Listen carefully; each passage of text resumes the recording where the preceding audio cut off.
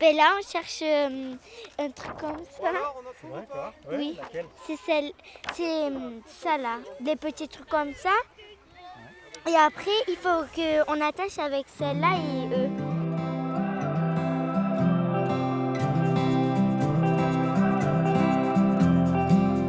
La vocation du syndicat, c'est prendre en main toutes les problématiques que l'on peut avoir autour de l'eau.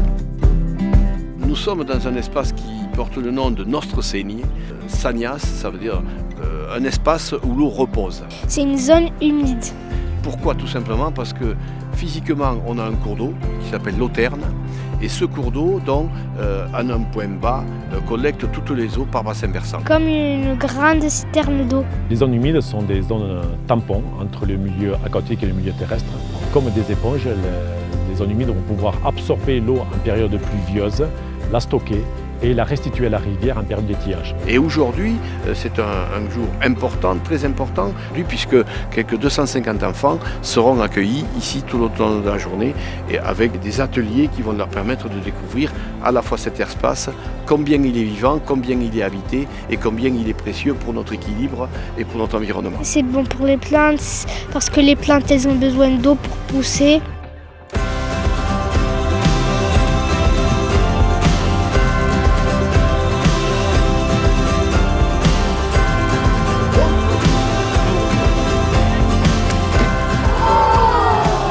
Voir, et bien, la zone humide, elle s'arrête à peu près au niveau de la pente. Tout simplement parce qu'à chaque fois qu'il pleut ici, vous avez toute l'eau qui s'accumule, qui ruisselle vers le fond et qui stagne.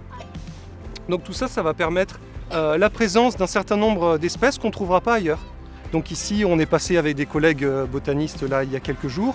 On a trouvé pas moins de 150 espèces de plantes. Avec notamment la présence de la fruitière pentade, qui est une plante vraiment emblématique des zones humides. On a des points de reproduction d'amphibiens qui sont pour la quasi-totalité protégés à l'échelle nationale.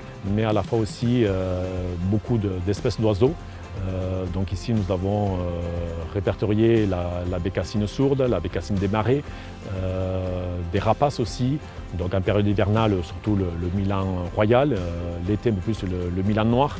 Et ce printemps, nous avons eu la chance d'avoir la naissance de 3 chouettes hulottes sur le site. On a la présence de la loutre aussi, qui prouve bien que c'est un site très très intéressant en termes de biodiversité. La plaine Nostre Segni revêt un intérêt très important pour la commune d'Onnay-le-Château. D'abord, elle joue un rôle d'expansion de fortes crues et également elle permet à notre commune de bénéficier d'un poumon vert en cœur de cité urbaine. Les bonnes volontés se sont réunies, ce qui n'est pas souvent le cas, et qu'on a pu finalement réussir à concrétiser ce beau projet d'intérêt public au sens noble du terme. Les travaux qui sont menés au niveau du cours d'eau Auterne, travaux de restauration et également sur la zone humide, vont permettre aux milieux aquatiques d'améliorer leur fonctionnement, d'avoir des fonctionnalités plus optimales et vont contribuer, on l'espère, à la reconquête du fameux bon état écologique des masses d'eau que l'on recherche sur Adour-Garonne et en France.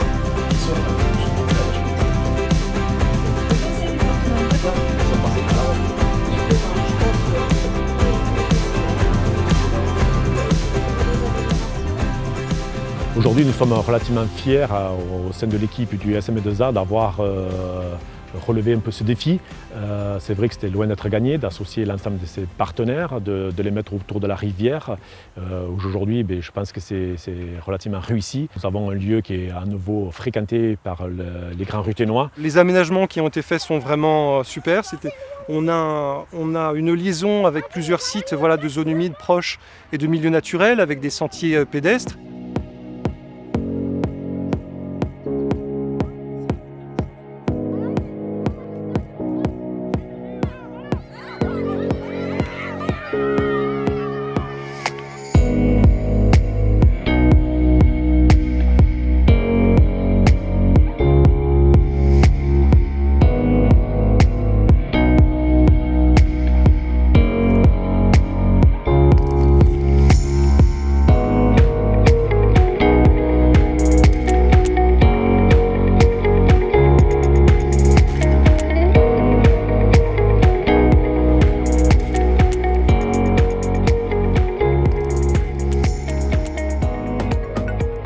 On a découvert les amphibiens.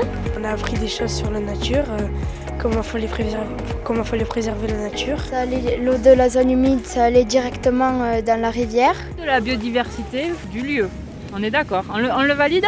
Oui. Allez, on le valide. L'objectif ici, c'était de concilier urbanisation, prévention des inondations, biodiversité, préservation des milieux aquatiques et activités agricoles. Ça fait 1 an que les vaches sont au pâturage dans cette zone. Ça permet donc à l'éleveur d'avoir une ressource fourragère tout au long de l'année, plus particulièrement en été, lorsque les cosses sont plus secs. Et ici, vu qu'on a de l'abondance de l'eau, les fourrages continuent de pousser. Le bénéfice de l'élevage pour la zone humide, c'est que du coup ça va permettre de l'entretenir et de garder une zone ouverte et de pouvoir préserver la biodiversité qui est présente sur ce site et éviter que ça se referme avec des arbres. Donc le pâturage a ses avantages, mais il y a aussi des inconvénients et les éleveurs doivent apprendre à les gérer. Le principal inconvénient, c'est le parasitisme sur le pâturage, c'est-à-dire les petites bêtes, les petits parasites acariens qui vivent dans l'herbe et qui infestent les vaches quand elles pâturent. Ça a un intérêt pour nous pédagogique parce que les prochains BTSPA vont travailler sur des pratiques de pâturage qui pourront limiter l'impact du parasitisme. Notre objectif, c'était d'ouvrir ce site au grand public afin qu'ils puissent découvrir la richesse de ce milieu, de cette zone humide, et à la fois aussi le site archéologique avec la présence de thermes et d'un temple gallo-romain. Cette butte-là, c'est l'endroit où on avait les thermes. J'ai appris qu'il y avait des monuments qui étaient ici à l'Antiquité et que des archéologues les ont trouvés.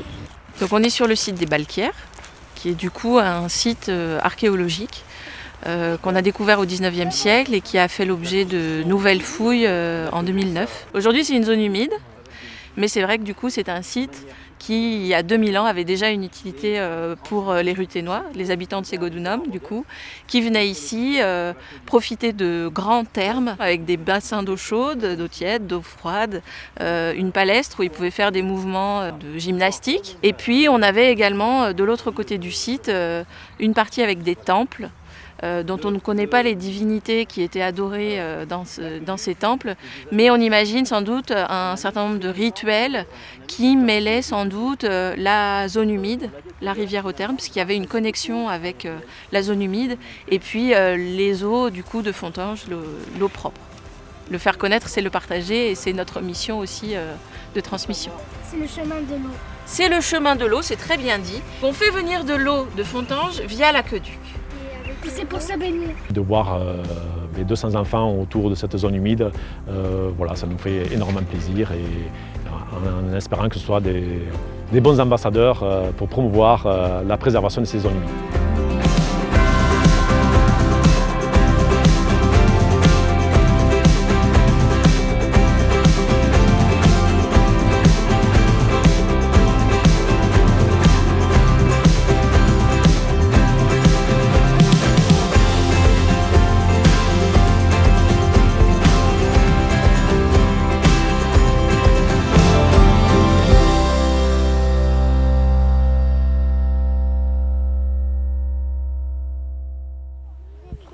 C'est celle-là.